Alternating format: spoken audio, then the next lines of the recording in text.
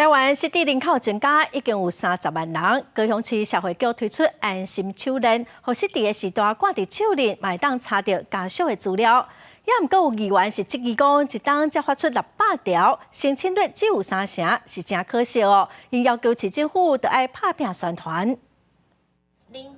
接互员当咧甲时代开讲，时代的手有一条手链，顶悬阁有家属的资料。这是高雄市的安心手链，家属会当免开来申请，来避免失智时代无去找无人。亲像这位阿嬷，伊有轻度失智镜头，毋过伊会将手链放伫骹绑。社会局表示，也是有时代认为挂手链会歹势，就无想要挂。我老先叫我挂啊，我是讲放伫底下来啦，无咧挂这啦。啊，咧自带时吼，啊。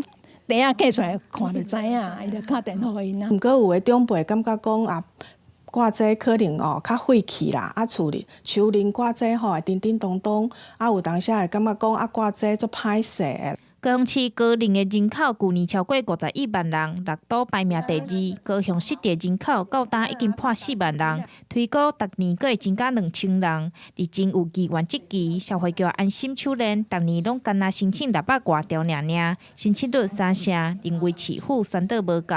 上半年一共制作了323条，那咨询专线的服务人次是80人哦。可以发现，其实这个数字跟我刚刚提的这个失智推估人数的增加速度比起来，其实是不成比例，而且是非常低的。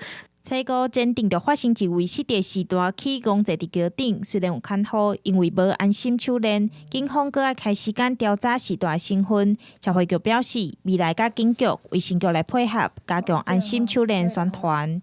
记者钟义辉、邱昭勇高雄报道。